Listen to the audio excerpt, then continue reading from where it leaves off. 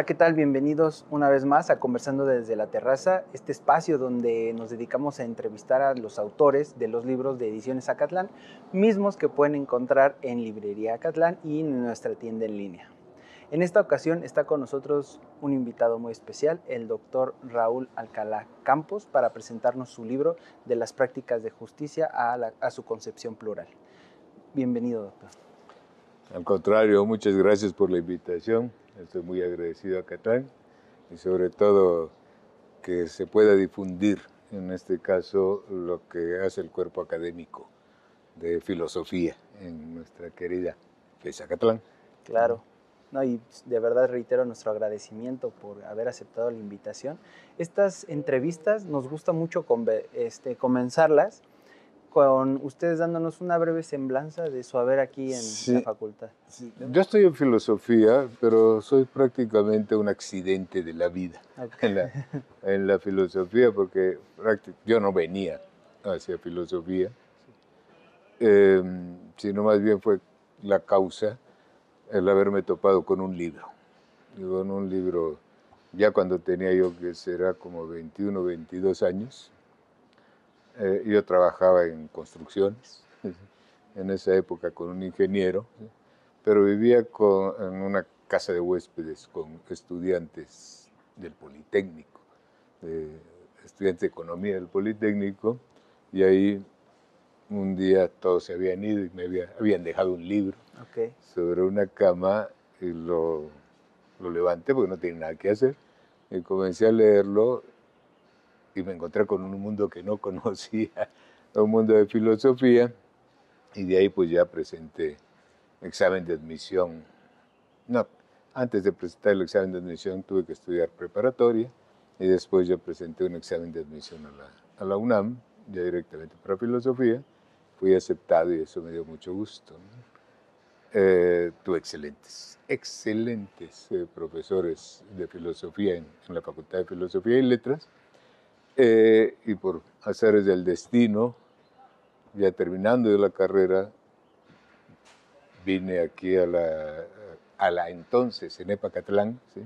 Que no tenía mucho que se había abierto la carrera de filosofía, no tenía mucho que se había fundado Acatlán, y tuve la fortuna de ser aceptado para dar clases aquí en Acatlán, ¿sí?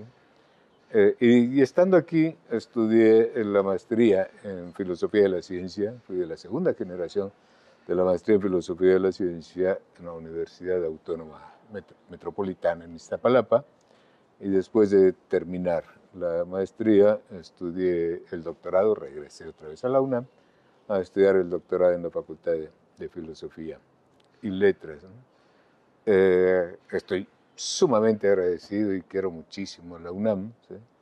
Pues porque me ha dado la educación hasta donde se me ha antojado y se me sigue antojando, ¿sí? Eso por un lado, y después ya de terminar todo ese proceso, pues también me aceptó ya con plaza aquí todavía en la entonces ENEP Acatlán, ¿sí? Ahora ya es FES Acatlán, ¿sí? Porque había un proceso para ser facultad. Claro. Entonces ya cuando se logró ese proceso ya como FES, yo tuve que salir un poco de acá, pero en el sentido de que fui a la Facultad de Filosofía y Letras para un trabajo administrativo, pero después, terminando ese trabajo administrativo, ya me concentré nuevamente en la FES Acatlán. Por cierto, me fui a la Facultad de Filosofía y Letras al trabajo administrativo, pero nunca dejé de dar mis clases aquí en Acatlán. Ahí nada más era trabajo administrativo, pero aquí siempre cumplí con las clases que tenía y que sigo teniendo, por suerte. Ok, bastante la trayectoria, y supongo que eso nos da un pie para entrar al tema, ¿no? de su libro, de las prácticas de justicia a su concepción plural. Ya hablar de justicia, digo, es algo pues, sumamente, inclusive, aparte de interesante, es algo hasta un poquito complicado, ¿no? de tocar el tema. Sin embargo, nos llama mucho la atención que usted haya utilizado a Luis Villoro, ¿no? como como un fundamento? ¿Qué lo llevó a elegir a Luis Villoro? Yo había tomado clases sobre Luis Villoro, pero no había tomado clases directamente con Luis Villoro. Prácticamente de mis estudios de filosofía en la facultad, nada más que yo recuerde, dos grandes personajes. Tomé clases, uno fue Eduardo Nicol, y eso prácticamente estaba entrando a la carrera, y la otra fue la doctora Juliana González. ¿Sí?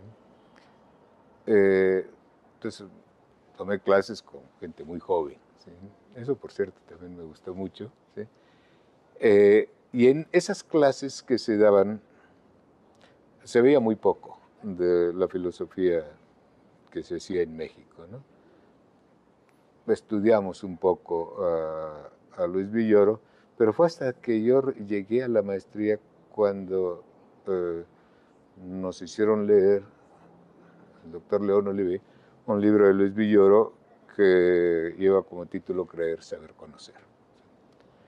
Ese libro me llamó mucho la atención. Estábamos en la época del racionalismo muy fuerte que nos llegaba del Reino Unido y de Estados Unidos, y lo que ocurrió ahí fue que posteriormente, ahí mismo, en la UAM Iztapalapa, se presentó Luis Villoro. ¿Sí? Okay. Entonces, claro, lo fui a escuchar, de una conferencia.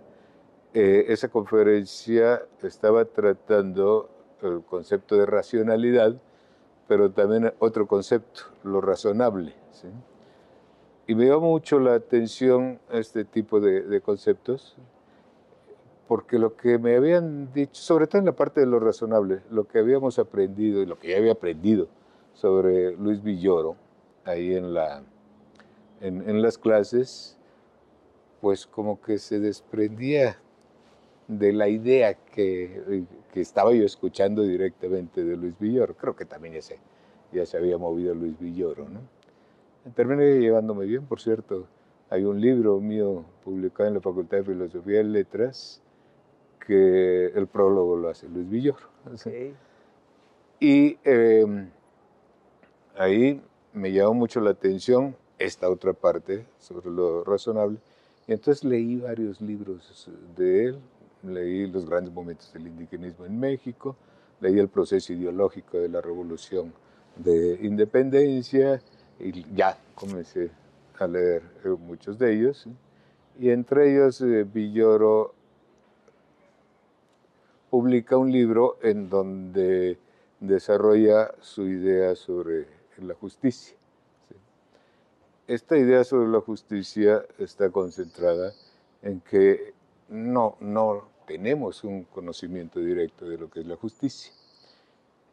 Pero si nos topamos con situaciones de injusticia, entonces sí las reconocemos. No tenemos una idea precisa de la injusticia, pero sí podemos reconocer actos injustos, ¿no? Sí. Entonces eso me llamó la atención, y de ahí fue cuando comencé yo a revisar otras obras sobre justicia. Y es curioso porque normalmente nosotros ligamos la justicia a un sistema jurídico. ¿Sí?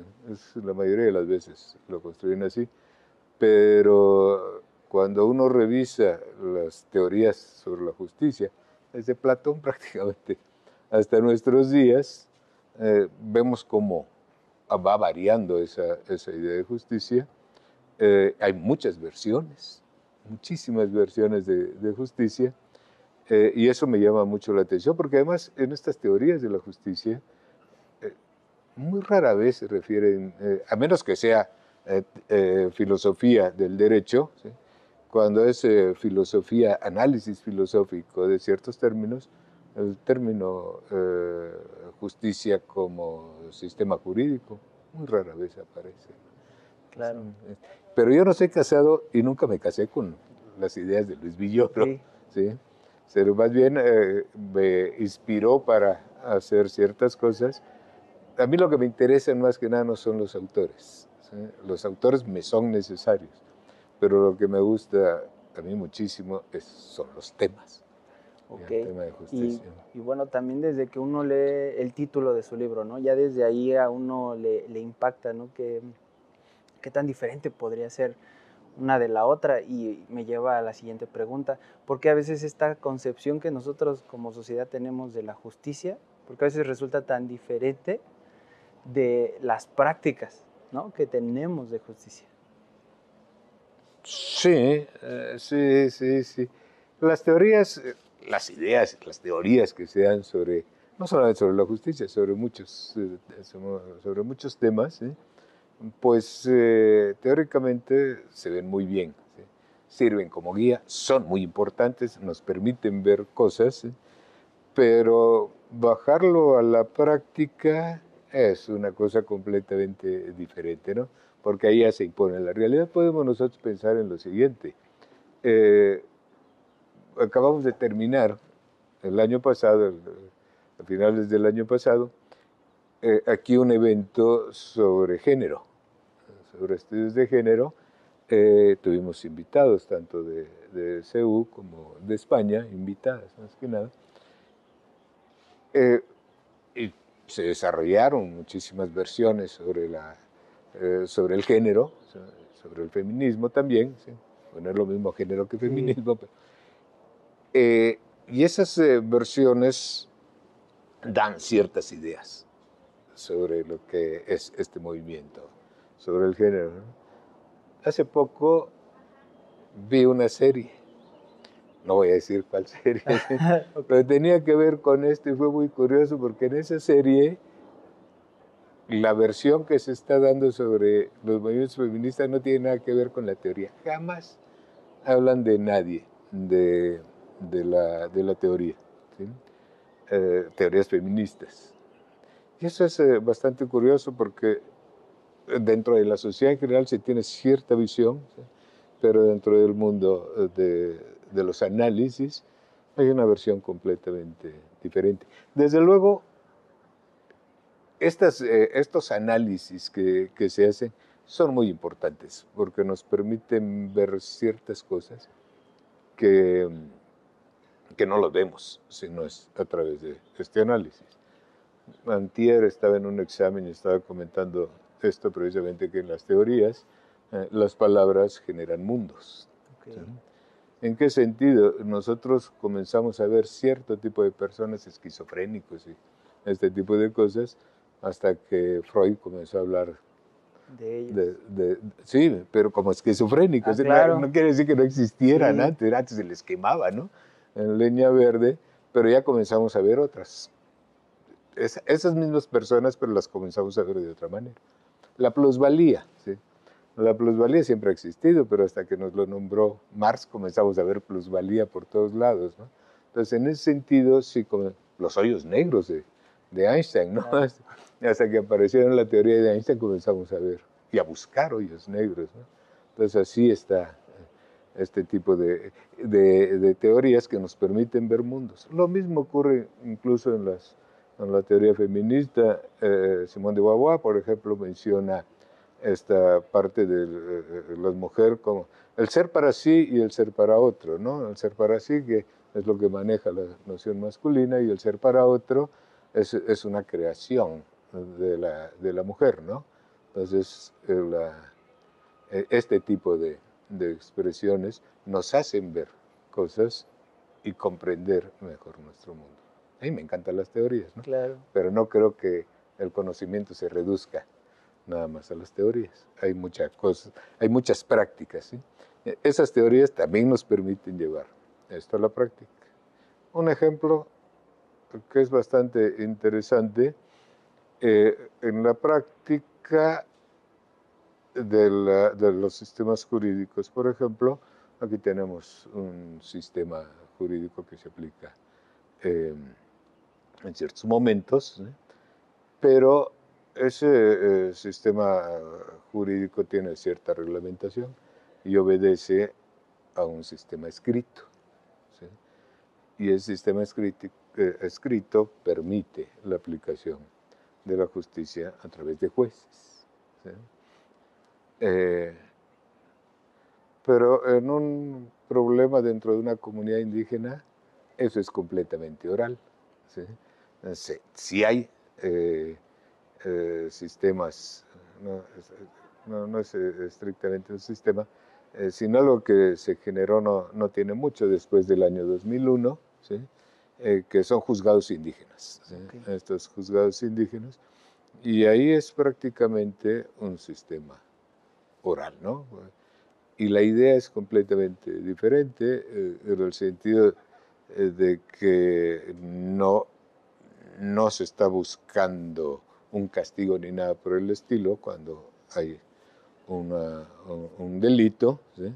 Sino más bien se busca no romper el tejido social, ¿sí? Que lleguen a un acuerdo. Ahí el juez se considera mediador, ¿sí?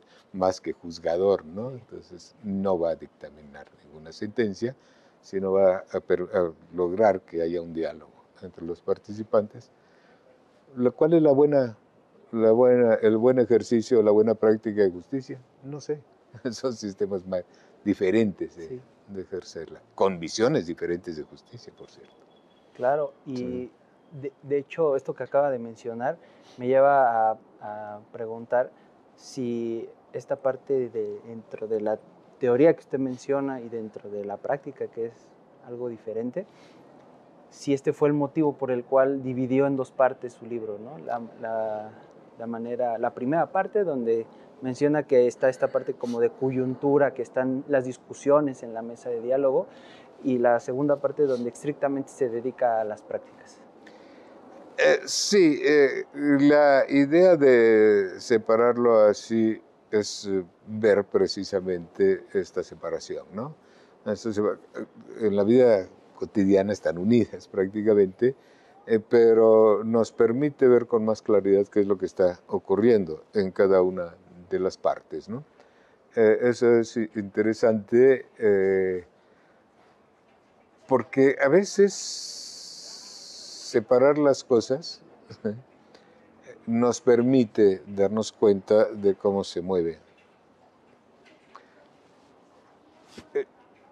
Pensemos en un montón de términos que hay en nuestra vida cotidiana, ¿sí? Que son valores. Normalmente siempre pensamos en los valores como si estuvieran completamente separados, ¿sí? Pero podemos pensar en la justicia, en la verdad, en el conocimiento, todo esto que consideramos nosotros los grandes valores de la humanidad o de un sistema social, pero cada uno de esos valores adquiere sentido o jala su significado también de su relación con otros valores, ¿sí? Nosotros podemos, por cierto, citando nuevamente a Luis Villoro, sí. Luis Villoro distingue entre valores intrínsecos y valores extrínsecos, ¿sí? Eso es bastante interesante porque normalmente los confundimos. Sí. Y hasta que los separamos decimos, ah, caray, tienes razón, ¿sí? ¿En qué se basa esto, valores intrínsecos y valores extrínsecos? Pensemos nosotros en un valor intrínseco, ¿no? La salud. La salud es un valor muy importante, sobre sí. todo en estos días, ¿sí? Pero la medicina es un valor. Uno puede decir que sí, es un valor, ¿sí? Nada más que el valor intrínseco es la salud, ¿sí? Y la medicina es el valor extrínseco, es el que nos permite mantener la salud. Okay, la democracia claro. Es un valor extrínseco. ¿Por qué? Ojo, ¿no? Uno lo pondría del lado intrínseco, ¿no? Porque la democracia lo que se busca es la felicidad dentro de un sistema social, claro. O la igualdad o la libertad dentro de un sistema social, y que nos acerca más a estos grandes valores es la democracia. Claro. Practicamos la democracia sí. Para llegar acá, la UNAM, la universidad. ¿Sí? La universidad es valiosa, claro que es valiosa, ¿sí? Pero el valor intrínseco en este caso es el conocimiento.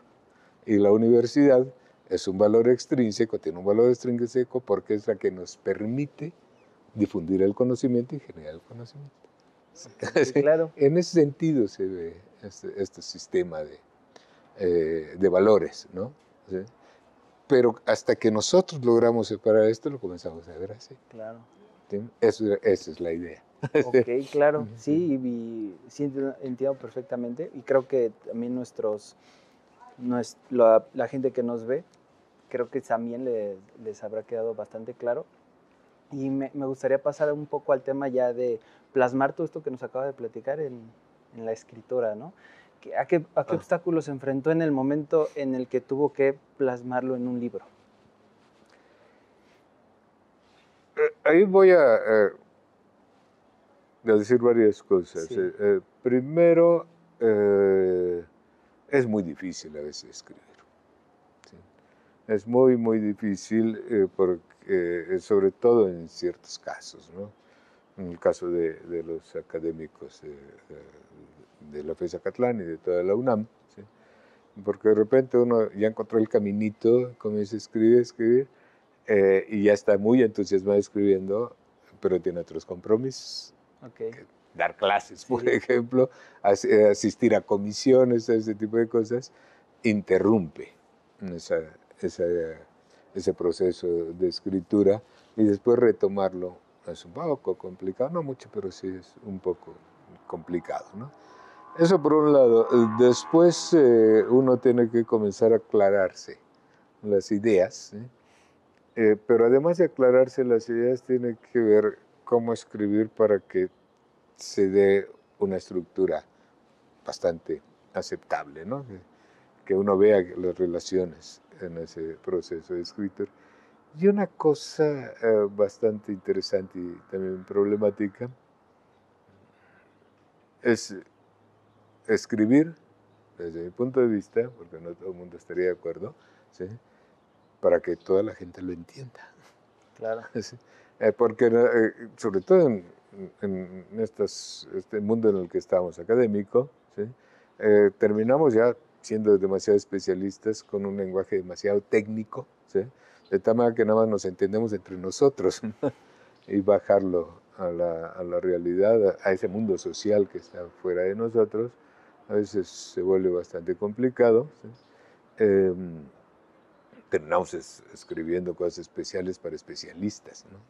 ¿Sí? Y yo tengo la ventaja, por lo menos así me veo yo, la ventaja que no me gusta escribir librotes, Sí. sino libritos, ¿no? Pero eso porque se puede leer mucho más ágil, más rápidamente, y, y trato siempre de que sea lo más claro posible el uso del lenguaje. Los libros como este, ¿sí? Y otros, ¿sí? Yo no los pienso más, estos libros, ¿sí? Como productos de un proyecto de investigación. ¿Sí? Ok. Cuando yo salí de la Facultad de Filosofía y Letras y regresé ya aquí como mi sede, quedarme aquí, se inició un proyecto de investigación que ha llevado varias etapas. Estamos en esta etapa de justicia, pero también estuvimos en la etapa de multiculturalismo, de valores, de todo ese tipo de cosas. Estuvimos metidos. De tal manera que han habido diferentes generaciones. Y todas esas generaciones han intervenido en mis libros. Todas esas generaciones han estado dando muchos aportes para los libros, de tal manera que todos llevan mi nombre, pero son más que nada producto de un seminario que tiene el proyecto, de los eventos que organiza el proyecto y de las publicaciones que hace el proyecto. ¿Sí? Por cierto, les agradezco a todas las personas que han formado parte de estos proyectos, porque muchas de ellas, a veces, nada más una ha permanecido todo el tiempo, una de esas personas, pero sí ha ido cambiando los que van, bueno, dos, porque yo también permanezco. Sí, claro. Han ido cambiando por varias generaciones, pero las personas que han salido hacia otras partes han hecho un buen trabajo. Han hecho un magnífico, y los que estamos ahorita trabajando también, están haciendo un trabajo estupendo, muy entusiasta. Eso Ok. se los agradezco. Después de todos estos obstáculos que menciona y todo este proceso que le llevó la escritura, ¿qué siente usted al ver, no es el primer libro, claro, que usted escribe, pero qué siente usted al ver el libro físico ya terminado y ya listo para toda la sociedad? Pues me siento muy contento. Quisiera que se divulgara más, que tuviera más difusión. Claro que sí, ¿no? Porque es un libro que en última instancia también difunde los productos del seminario y del proyecto, ¿no? Y de los grupos que están trabajando en ese proyecto. Yo sé que a la universidad le cuesta mucho trabajo la difusión, ¿sí? Entrar a las librerías, ¿sí? No tanto porque no puede entrar a las librerías, sino por el papel, el compromiso que tiene con la sociedad, la universidad, ¿no? Son libros de bajo costo, ¿sí? Claro, cuando entra a la librería es negocio, ¿no? Tiene que ganar, y entonces ya pierde el sentido de difusión de la cultura que hace la universidad. Eso lo entiendo bastante bien, ¿no? O sea, incluso yo me atrevería a proponer algo, ¿sí? Claro. Porque estos libros de la universidad se deberían de ir también a las librerías de otras universidades, hacer un convenio con otras universidades. Universidades también, universidades públicas que tienen su propia librería, que serían las universidades de los estados. Claro. ¿Sí? Como convenio con las universidades de los estados y que se pongan a consignación, nada más, ¿no? Entonces, y que haya compromiso de los autores o autoras para que vayan a hacer presentaciones a esas universidades si se los piden. Yo creo que sería una manera de difundir bastante. Nosotros estamos, por cierto, nosotros estamos esperando siempre que nos lleguen libros del extranjero, ¿sí? Claro. Y también el extranjero están esperando libros de nosotros, que a veces no les llega, pero lo mismo ocurriría entre el centro y los estados, porque también ahí están esperando y no les llega. Sí. Yo recuerdo en Gandhi de Buenos Aires, en la calle Corrientes, si mal no recuerdo, ¿sí? Me encontré un libro de la UNAM que no lo encontraba en la UNAM. Wow. Lo encontré en Gandhi. Dije, caray, lo tuve que comprar ahí, ¿no? Y Porque se aquí ve ya no publicado. estaba. Ya no estaba. No estaba ahí en Ok. Gandhi. Sí. Y bueno, dentro de esta parte, aparte de filósofo ya es como tal un escritor, ¿no? A pesar de que tenga otros compromisos, ha dedicado el tiempo, ¿no?, a la escritura de los libros. Y nos gustaría que les diera un consejo a nuestra comunidad que nos está viendo acerca de escribir, qué es un consejo que para usted sería bastante importante al momento de escribir. Un consejo. Uno tiene, sobre todo los jóvenes, ¿sí? La preocupación por escribir. Nuestra carrera está dedicada a escribir o a dar clases, ¿no? Pero muchas veces se tiene un poco de temor de la escritura, ¿sí?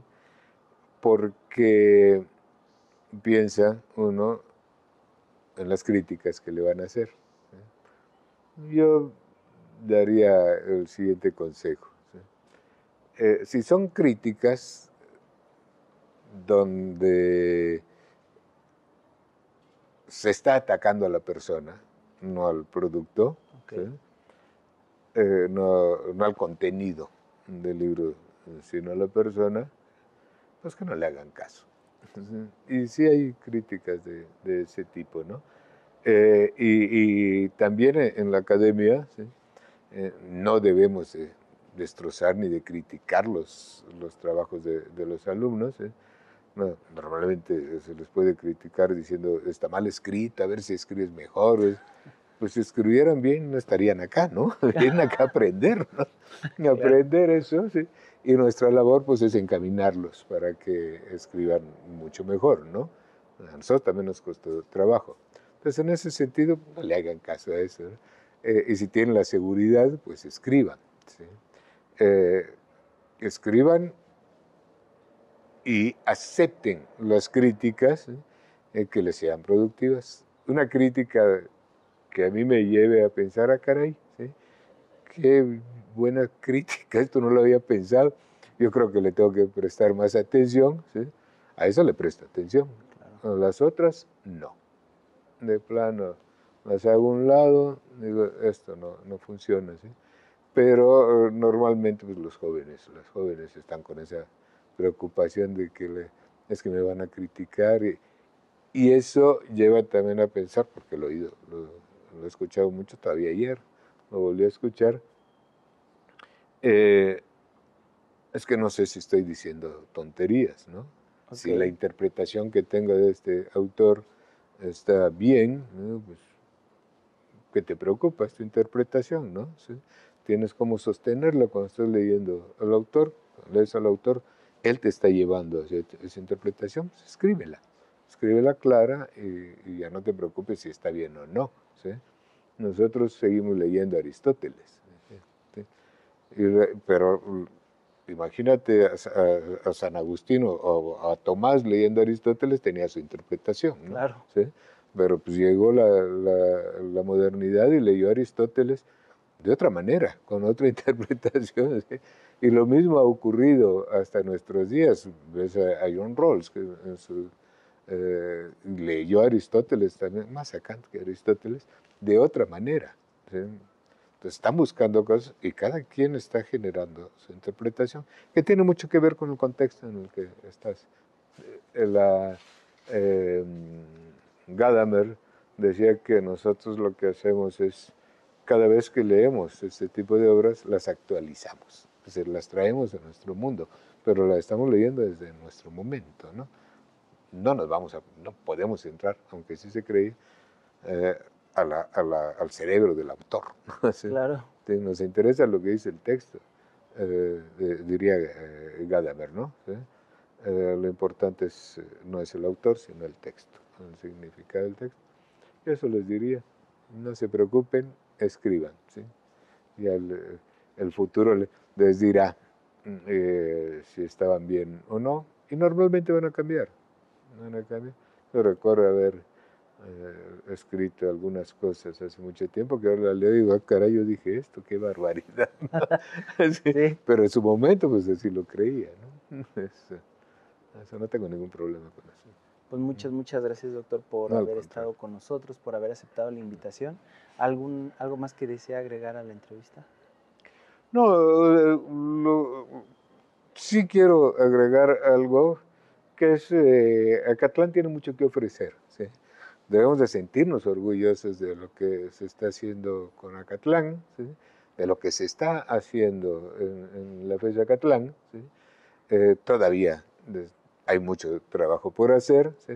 Hay que difundir muchísimo lo que se hace de investigación acá, ¿sí? Hay que generar muchos más proyectos de investigación, porque eso nos da presupuesto y medios para también estar difundiendo el trabajo que se hace en Acatlán.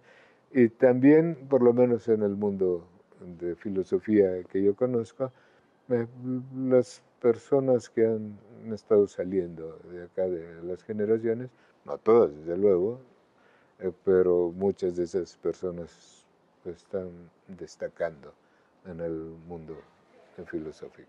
Eso a mí me da muchísimo gusto, ha costado mucho trabajo, yo tengo 40 años acá, ¿sí? Entonces ya he visto cómo ha estado creciendo no solamente Acatlán en la infraestructura.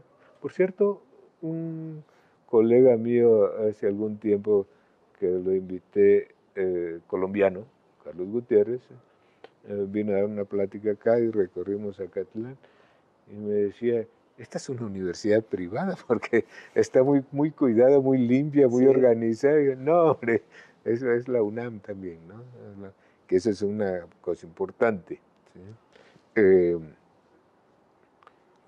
que a veces se piensa que la UNAM es nada más CEU, Sí, ¿sí? Y nosotros yo creo que tenemos mucho que dar para la UNAM, que se está dando para la UNAM. ¿Sí?